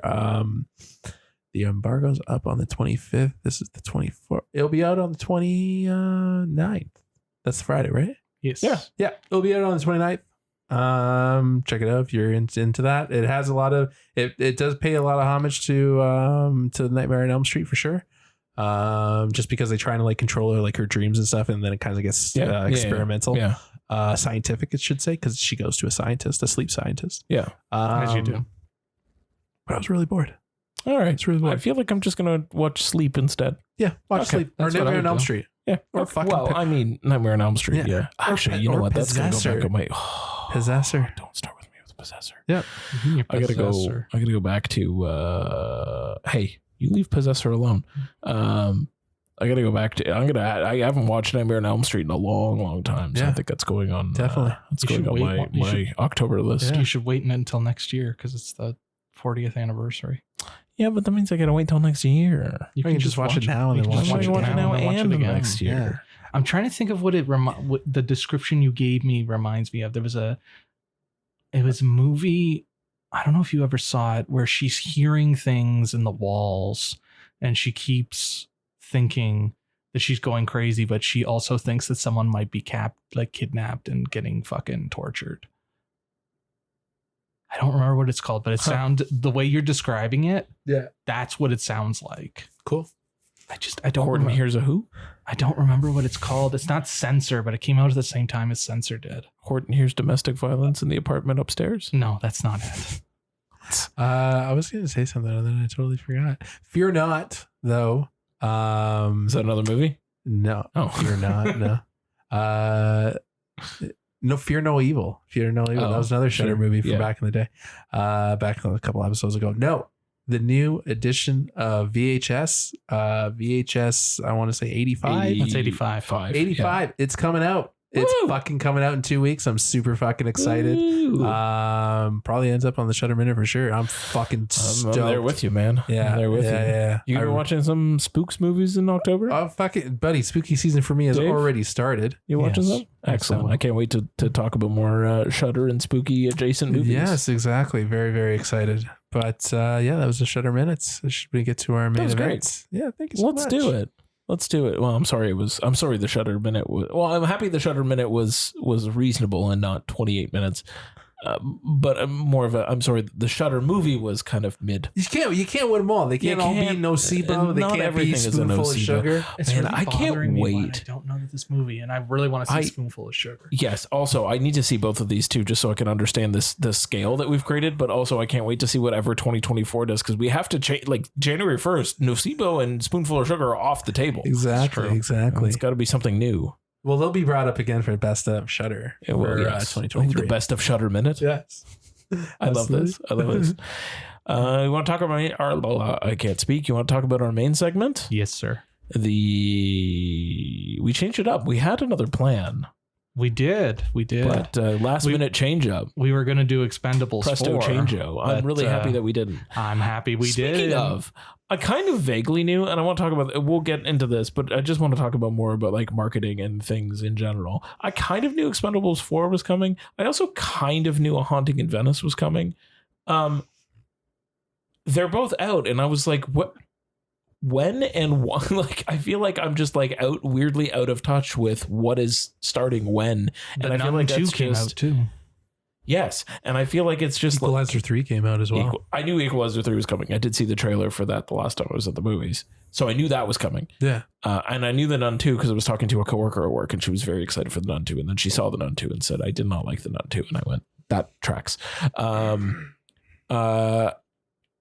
But these ones, I feel like I'm starting to feel like the sort of desert barren landscape of lack of actor promoting film content. That's fair. You know what I mean? Like, I feel like I would have seen, like, I don't know, Sylvester Stallone on fucking Jimmy Fallon or something, or, you know, like, or bring people on to talk shows or like on Hot Ones, even because they've had a desert landscape of people. They did just get NSYNC, but they've had to pivot of who they can get, right? Like, you can't bring on an actor because they can't talk about the movie. And I mean, some might come out of the goodness of their heart, but yeah, you just can't talk about certain things. So I just feel like it's interesting to see, like, I didn't really know how that would play out, but it's interesting to see that is a real component to like a level of awareness of what movies are out and what aren't, is the celebrities promoting it. Anyway, there was a complete aside note. So we ended up switching from the Expendables 4 to the film that we are going to talk about right now, Bottoms, which is on VOD now. Which is just came out on VOD. Yes, it was in theaters in Canada at the beginning of September. Now it's on VOD. Yeah. The newest film from Emma Seligman. Yeah. Who did Shiva Baby? She's Canadian. Yes. And it stars your girl Rachel Sennott, and 2023 It Girl Io Idebiri. And yes, we had to look up how to pronounce her name properly. But I'm happy we did. I am too. She's in fucking everything this year, man. Hell yeah. Yo, she's having a great fucking year. She is having a banner year. Nominated for an Emmy for fucking The Bear. I mean, she's not fucking The Bear. She crushed it in season 1 of The Bear, though. She crushed it in both seasons. I agree, but she was there in season 1 and crushing it then too. So it's true. Yes. And she's also in Theater Camp, which I just watched, which was just fine. Just fine. She's in Ninja Turtles. Yep. What else is she in this? She's in Spider-Man. Oh yeah, she's also in Spider-Man. Across the Spider-Verse. Yes, Across. Yes. I was like, what was she in? I was like, what? That was years ago. What? Oh, yes. She's having a great year. She's having a great year. Anyways, this film, so they're the leads, Rachel and Io, and they play high school lesbians who got hot over the summer, and they want to get laid. So they end up starting a fight club. Yes. And to get laid. To get laid. And then it kind of just devolves from there. Sure. Female self-defense class. Yes, Yes. female self-defense But class. essentially a fight club. With Marshawn Lynch as the sponsor. Yes, Which- Marshawn Lynch is the teacher. Wild. The teacher lead. Yeah. And just it's satirical, it's feminist, Yeah. it's super gay, Very empowering. empowering, and since we've mentioned it quite a bit already, it's fucking violent. Yeah. Yeah, it it's goes, violent. It goes to some dark places. It's violent. It's Yeah. fucking vicious. And just like, let me know how did you guys feel about this one? So I want to, Because I was stupid excited to see this movie. I was very stupid excited to see this movie too. big ups to Ruby Cruz though. Oh, yes. She was so good in this. And she gets her fucking ass handed to her by that fucking wrestler guy. Yeah. Oh yeah, Like- fuck that guy. Holy moly. Yeah, that scene was something. That last kick. The pep rally. Yeah. Yeah. Fucking crazy. Anyway, Yeah, that's nuts.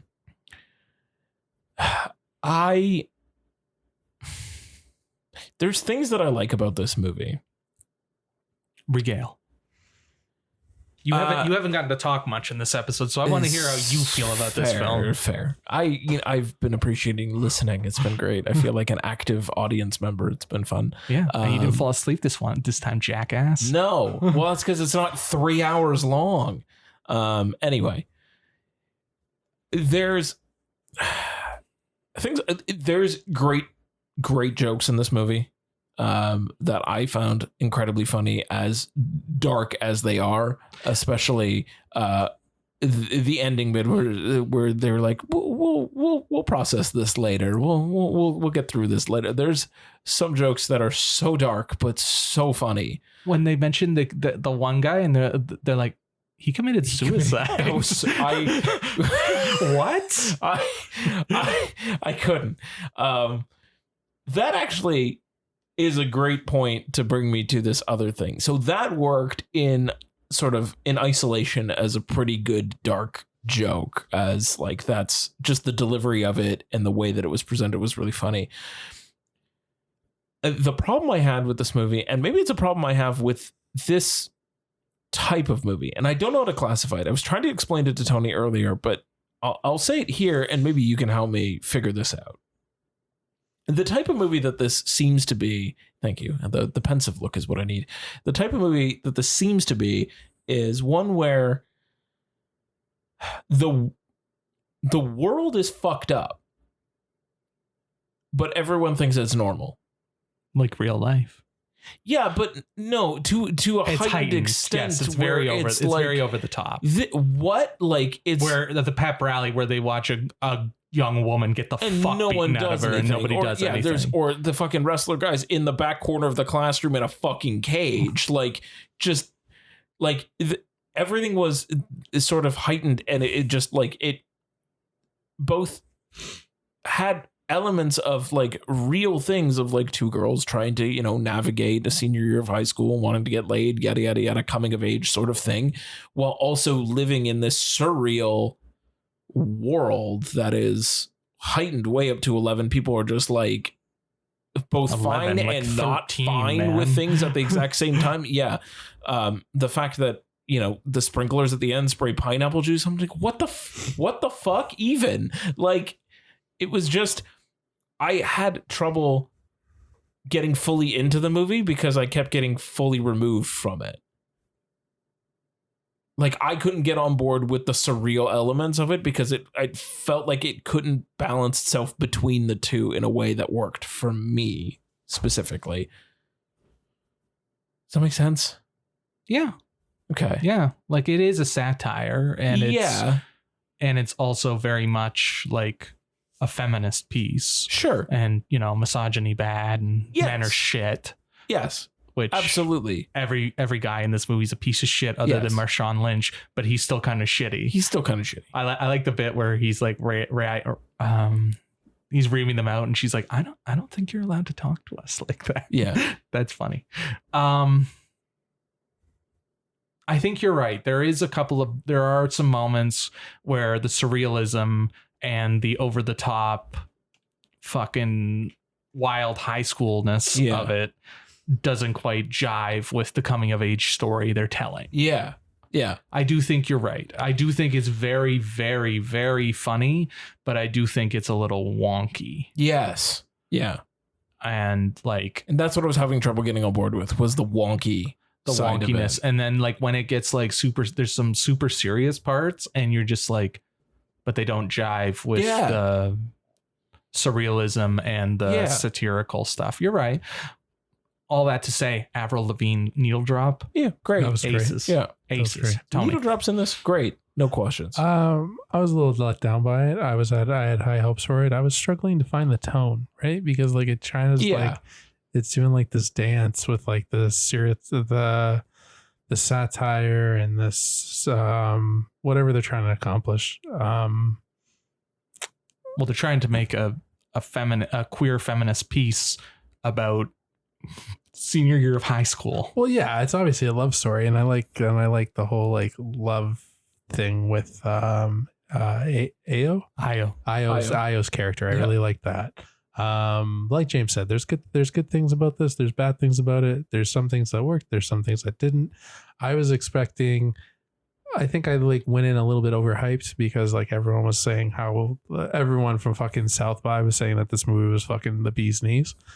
I don't really think that it was that. I still think that it was a strong comedy. But yeah, I was a little let down by it. I wasn't fully on board. Fair. But our girl Rachel knocks it out of the park like she always does. Yeah, that's really all I got to say. Ayo was solid too. Of course, Ayo was great. Yep. She was. I was glad that Rachel took backseat to Ayo. Yeah, exactly. I liked how she was more of the lead in this, and some of the scenes I was just like, did I just hallucinate that? Like, what the fuck? Yeah. The guy who played Jeff, I don't know the actor's name, but he was fucking wild too. I loved his character. That was Nicholas Galitzine. And his number two, Galitzine. his best friend that always backed him up. Tim. Miles Fowler. Miles Fowler. Yeah. Those two fucking cracked me up. Yeah. They were hilarious. It's wild that Nicholas, he's also in Red, White, and Royal Blue. He's one of the leads in that. Yeah, so that was a big movie too. Yeah. Very topsy-turvy. Yeah. But Dave, did shut up, nerd. I fucked your mom. I mean, like, this was like last time. It was like 1 to 1,000,000, like so many times. Yeah. Like it's also, fucking I gotta give it to this movie for also bringing back the during credits bloopers reel. Oh yeah, that was fun. I haven't seen one of those in forever. It's true. It was a fun movie. It was harmless. There's a lot of people who are getting hurt in this movie, Tony. Like I said, I'll stand by it. Harmless fun. Harmless fun for people watching. It's definitely more violent and way more explosions than I ever thought were going to be in this movie. And it's very profane. Yeah. And I respect it for being a queer feminist piece. Sure. Yeah. I mean, Punky Johnson sitting outside of a trailer smoking a cigar was an entire vibe. And I don't think it's as strong a film as Shiva Baby. No, I think Shiva Baby is a lot stronger. Yeah, a lot better. But it is a lot of fun. And I like that it, other than like the one bit that's semi-serious, the rest of the movie does not take itself seriously. And it does play into what high school is like. For sure. You know, oh my God. High school, every memory of high school I have is heightened. And it's fucking weird. Because high school is fucking weird. The moment at the beginning where they go into school and Ted the janitor is painting their lockers, and then later on after shit hits the fan and like shit hits the fan plot wise, like it gets sad and you know. Then Ted doesn't paint the lockers. She's just screaming at Ted as he's pushing his little cart away. I died. It was so funny.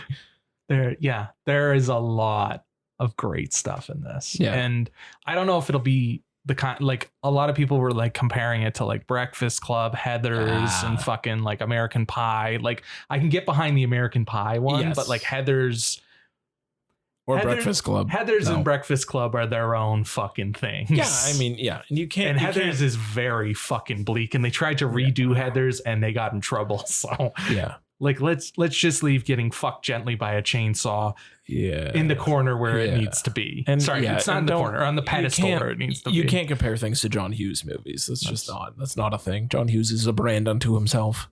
But I thought for the issues, I still think it's still very, very watchable. I look forward to watching it again. Yeah.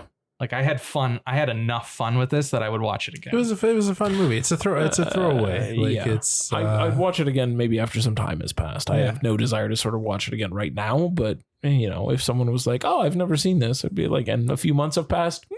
Okay, fine, we can watch it again, and I'll see how my opinion changes or ebbs and flows with it." But Yeah. I'm with you. The raunchiness reminded me of Girls Trip. Is that what it's called? No. The one from earlier this summer. You saw it. You liked it. Oh, Joyride. Joyride. Mhm. Girls Trip is the other one with Tiffany Haddish. Tiffany Haddish. Yeah. yeah. Joyride. It reminded Joyride. me a lot of Joyride. Yeah. Yeah. Like that kind of like Just that raunchy, The raunchy, absurd, yeah. raunchy, bullshit. absurd, heightened Yeah, kind of got it. balancing a number of tones, Yep. women behaving badly type Yeah. stuff. It reminded me a lot of that. Yeah. I liked a lot of aspects of this. I liked a lot of where it came from, the angles that it took, that it different than things that I'd seen before. It's a different take on things, different perspective on things. Yeah, it's definitely a fresh look, and with Yeah. it being a queer story, it definitely stands out, Yeah. right? All of this to say, fucking Emma and Rachel, I look forward to the next thing they do. Absolutely. Yes. I look forward to it. Yeah. 'Cause They're a Like, good team. They're a good team they're a for good sure. They're team. a good team. They're a very good team. They're a great team. And Io, like, I hope she just keeps Her- killing. her I career just is hope gonna she keeps continue. winning. I mean, her and Rachel are besties, so Yeah, that makes sense. that's true. They have a Yeah, they all went to NYU, I think. yeah, and they have a project on the side that they do together or something. Yeah, so Nice. Nice. I'm sure they'll be around. I hope Well, so. Ao better continue on her. On the bear. Oh well, Her- yes, her please, for the upwards love of God, yes. trajectory. The bear needs to be seen, viewed, and continued to rewatched by all. Agreed. Yeah, Rachel, like Tony said earlier about Glenn Powell, he shares this world with Rachel Sennett. They just run the world. Yeah, truly. Cool. That was Bottoms. That was Bottoms. So hang on, as we wrap up Bottoms, then we got to recommend on this one. Then Yes. solid recommend. Yeah, I'd definitely seek it out. I'm with you on it. I'd say seek it out, even though I struggle with the tone, but I think people would It's enjoy. fun. It's a fun People would movie. enjoy. Yeah, Fun movie. fun. Yeah, Fun. It's it's just fun. It's a Friday night movie. Yes, It's a yeah. Friday You know night what? movie. That's I think you should get like a crowd of people together for Yeah. it. yeah, Definitely. I think that would More fun with people. more fun with people. For sure. Cool. Mm-hmm. So that was Bottoms. Woo! Dave, dare I ask, do we have the return of a fan favorite segment? We do. Oh, Yes. Dave's New Blues is back? Holy shit, Dave's New Blues is back.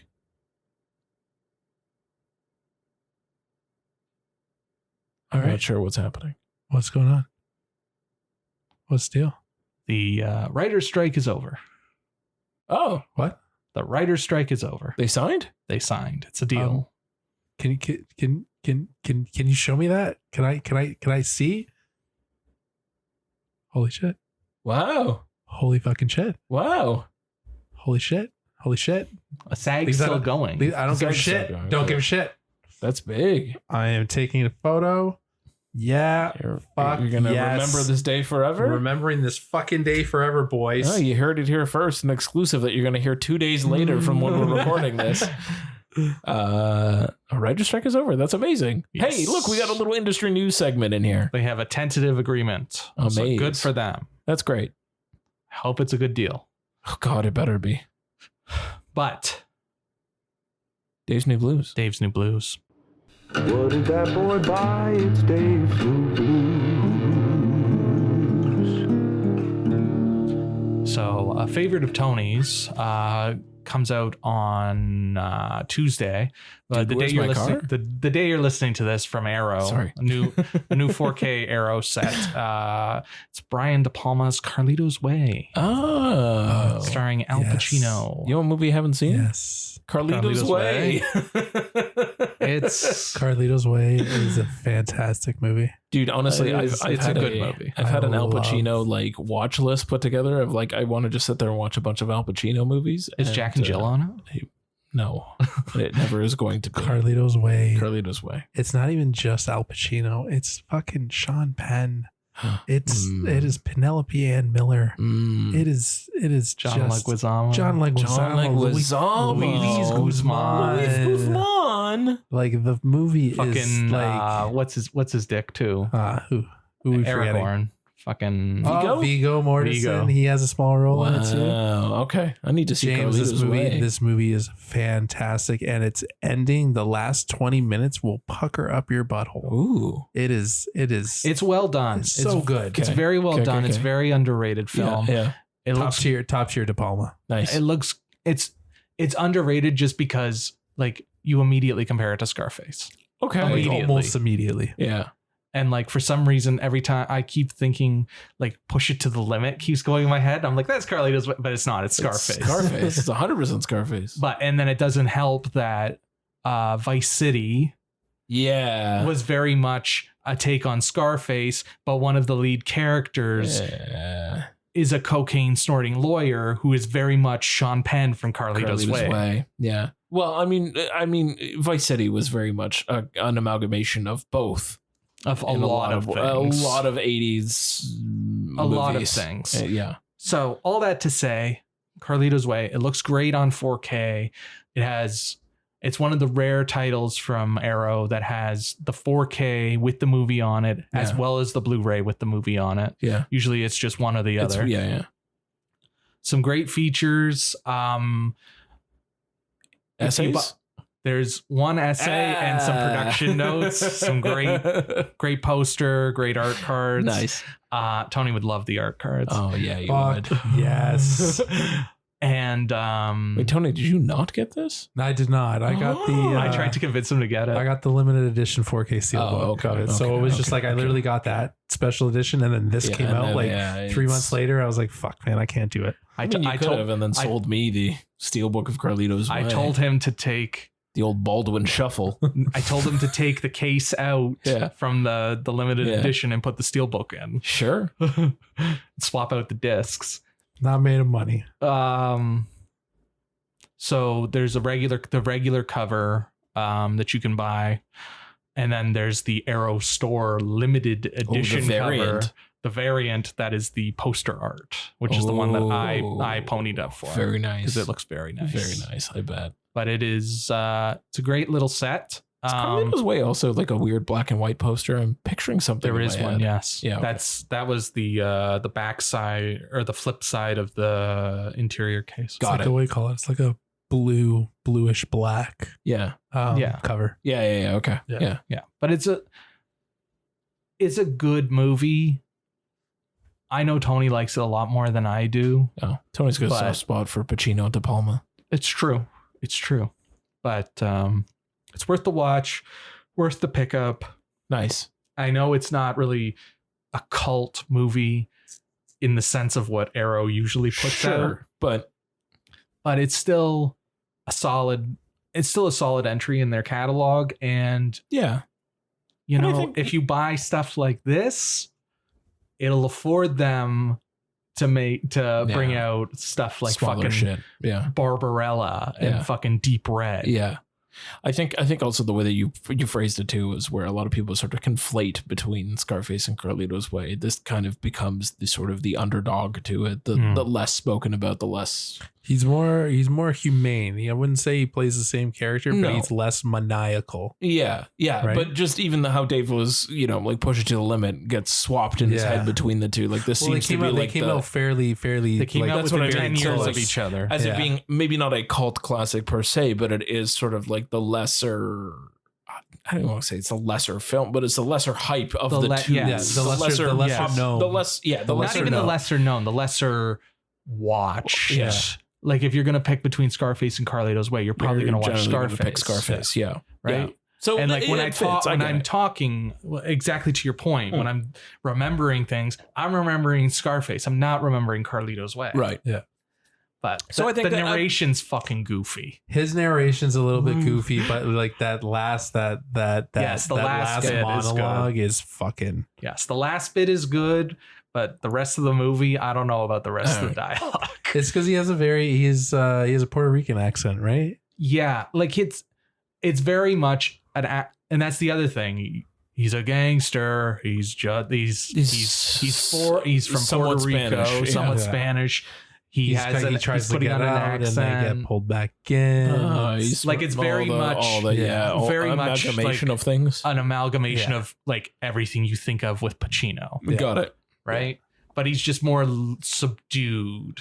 More Yeah. Corleone, less Montana. Less Montana. Yeah, Less heat. like early Corleone, not fucking No, it's not Godfather. heat. Not Yeah. Godfather 3 Corleone. yeah, we don't. Yeah.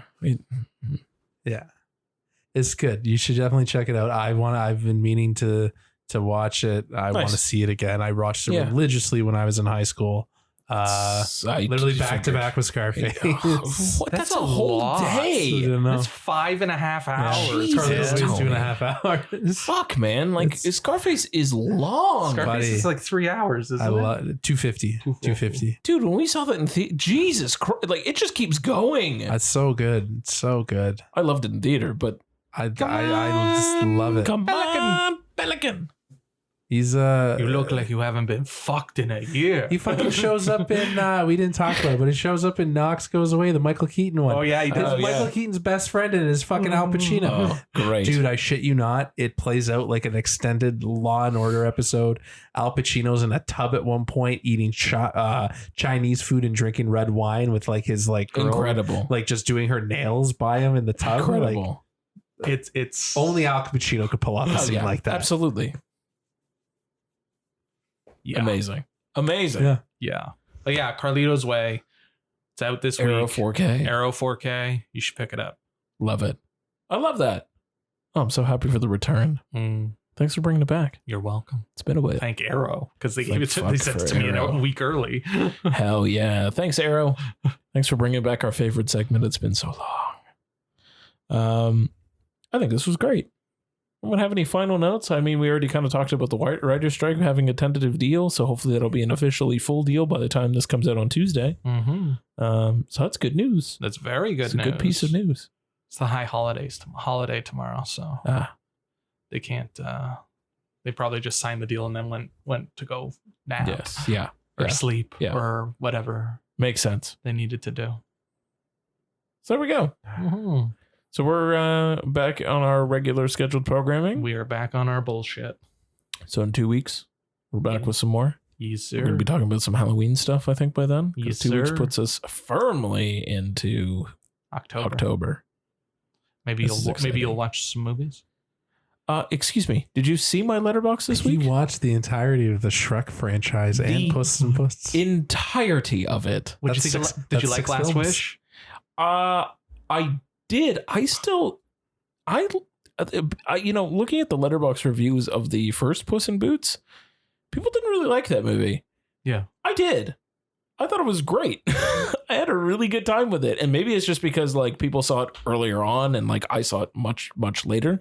I liked it more than The Last Wish, but not by much. And here's my reasoning behind it. I'll get very, very briefly. You saw The Last Wish. I have. You've seen The Last Wish? Okay.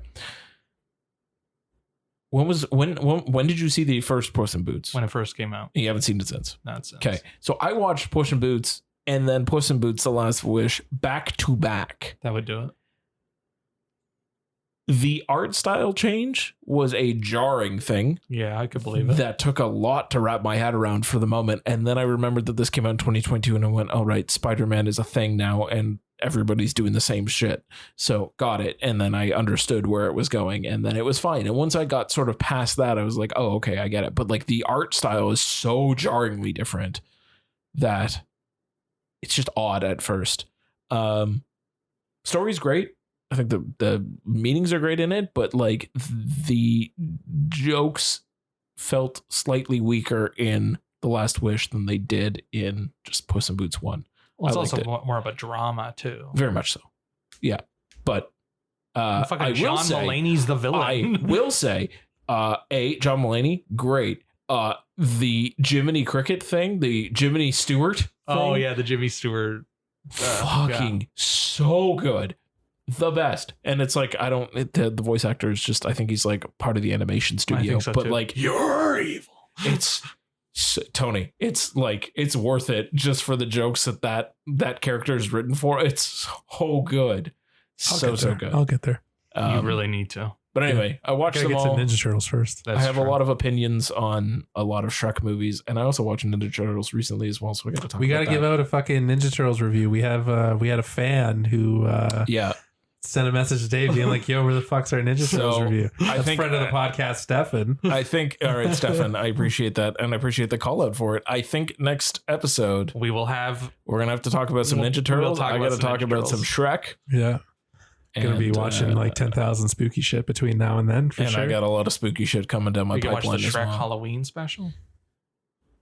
You should. You might. I think I'm probably gonna watch the Shrek Halloween special. Do the Christmas one too. It's good. The Christmas one. It's Tony. How many? Buddy, I got the box set downstairs. It comes with the fucking musical. It comes with the four of them. All the fucking happy horse shit, happy hand job, fucking holiday specials. Happy hand job. Excellent. I love this. Fine, I'll watch all of it. I will be. Shrek the Fourth is Shrek 4 is so bad. No, it was 3. 3 was the bad one, and then it came back for the fourth one, and the fourth one was a little big. Oh, we will talk about. We will regale. I have lots of thoughts. Cool. Shrek 2 is almost untouchable though. It's great. Shrek 1 is damn near fucking Shrek perfect. 1 is very good too. All right. Well, anyway, we got our homework. Thanks everyone. We'll see you in 2 weeks. Oh. All the best.